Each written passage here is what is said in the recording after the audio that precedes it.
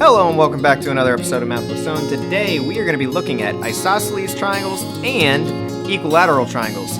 Let's get into it. So this first triangle that I have here is an isosceles triangle. An isosceles triangle is any triangle where two sides are equal. So these two sides are equal. And if these two sides are equal, the angles 2 and 3 would also be equal to each other. Now, angle 1 is not going to be equal to 2 or 3. Angle 1 is its own thing, and the two angles that are equal to each other are the ones that are not in between the two sides. You may notice that AB and BC, these two sides, angle 1 is kind of in between them. So it's the two angles that are not in between the two sides. There are two theorems with isosceles triangles. There's the isosceles triangle theorem, which states that if you know that a triangle has two equal sides, then you can confirm that the triangle would have those two angles that are equal as well. The converse of that is the opposite. So if you were told the converse of an isosceles theorem, that means that you're just going to go backwards. So instead of starting with the sides, you start with the angles. So if the angles are equal, then you could also confirm that the opposing and correct sides would be equal. So that's all that those mean, and that's what I described at the beginning as well. So we're going to do a few practice problems with this. It's not hard to do. It just is more of a figure out what angles are equal and what sides are going to be equal type of thing.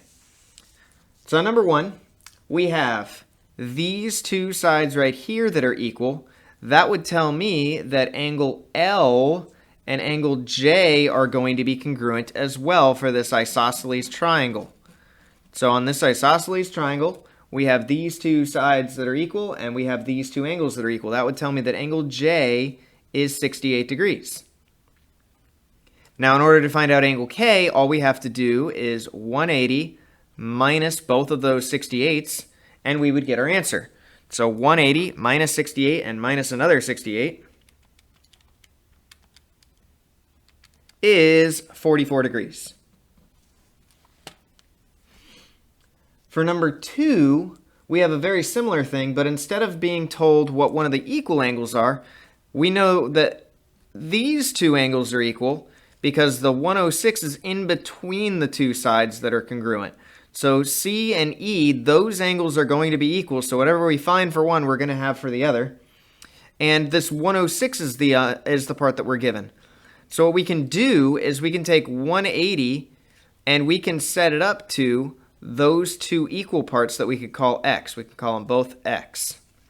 So 180 would equal x plus x and, I'm out of room, and the 106. So we would have 180 is equal to essentially 2x plus 106. Subtract 106 from 180, and you would end up with a 74 is equal to 2x. And when you divide 74 by 2, you end up with, I think, 37. 74 divided by 2 is 37. So that means that both of these angles are 37. Now, I showed you an actual, more equation-y way to do this. But in reality, if it's only giving you numbers and not a lot of x's and stuff, what you can do is you can realize, well, wait a minute, if this is 106, then I know that the remaining part of the triangle would have to be split evenly. So I could take the 106 away from 180, which we did, and then split it evenly means divide it by 2, which we did as well. We took 106 away from 180, got 74, we divided by 2, and that's how we got the 37s. So, moving on, we're going to deal with a little bit more of a scenario where we have equations. So in the equations, sometimes you'll be equaling them to each other, and other times you will be adding them to equal 180. It really depends on the scenario. You have to pay very close into the sides that are equal, and on number 4, these two sides are equal, which means these two angles down here would be equal. That 5x plus 9 would be equal to the 8x minus 30. So in this case, even though they're angles, we're not going to set it equal to 180. We're going to set them equal to each other. So I'm going to subtract 5x, get 9 equals 3x minus 30. And then I'm going to have to add 30 to the other side to get the 3x by itself. We end up with 3x is equal to 39. And when we divide 39 by 3, you get 13. So again, in this problem, it was more of a matter of, even though they're angles, I know they're equal to each other, so it's the first time in a while we haven't been adding things to equal 180. They equal each other, and that's the equation I would have to solve. Moving on to the back of our sheet, you'll notice something that is slightly annoying. And that is that these don't give you a triangle, so you need to draw the triangle.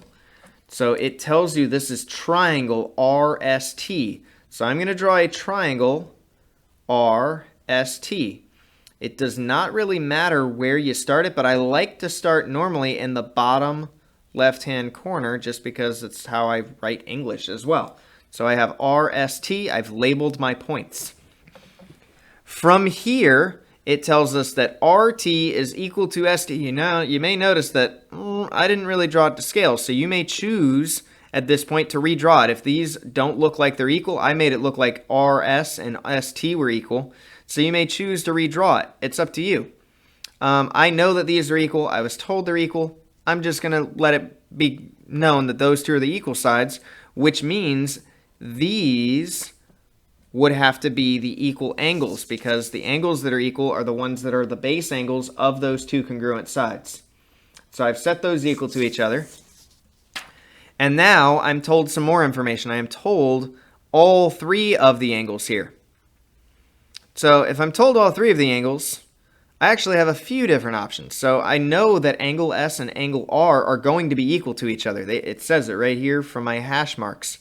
So I can literally set these equal to each other. But I was also told what angle T was.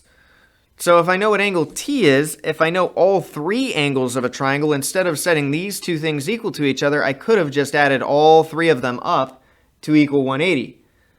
But they didn't have to give us angle T. That was just a gift.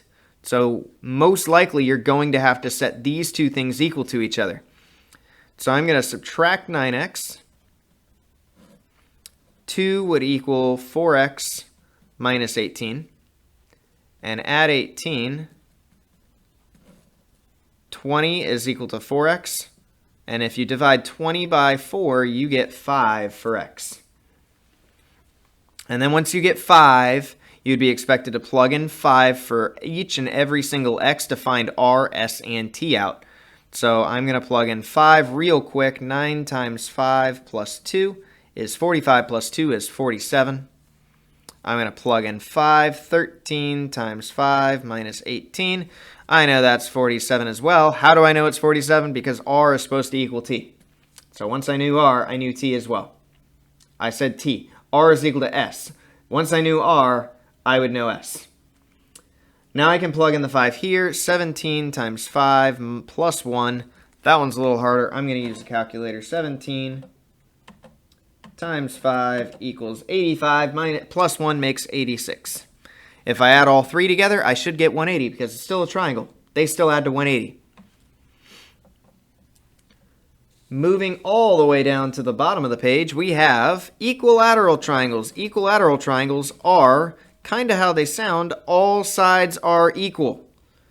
So if all the sides are equal, A, B, BC, and AC, all those sides are equal, then that would mean that all the angles are also going to be equal.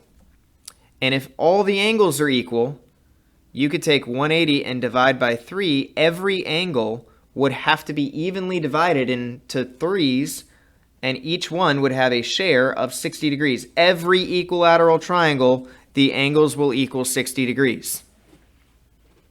And here it's saying that if AB is equal to BC and BC is equal to AC, then they all equal each other. I don't know what they were even trying for that line. So in these problems, they're just going to confirm in some scenarios that if these are 60, so would this be. If this is 9, all of them would be 9. So all the sides are 9, all the angles are 60. And if that is the case, then normally you will be just setting things equal to each other. So in this case, on number 13, I need to solve for x and I need to solve for y. I am going to start the problem, and I'm going to encourage you to finish it. So if this x part represents the angle of an equilateral triangle, all angles of an equilateral triangle have to equal 60. The other option would be to do 7x minus 3 plus 7x minus 3 plus another 7x minus 3 to equal 180. That would be the longer option. I would not recommend that. For the y's, we're going to be solving for the sides. So all three of these sides are equal. That means you could set any of them equal to any of them. So pick whatever two you like, whichever two you like, and set them equal to each other. So I know that most of you would like 9y plus 1. So you just need to set it equal to whatever other equation, whether that be the 14y minus 59 or the 11y minus 23, you need to set it equal to one of those and then solve. All right? So I'm going to leave that up to you. That's it for this video. Good luck on that last problem. I have every confidence in you being able to finish it. And until next time, I will see everybody later.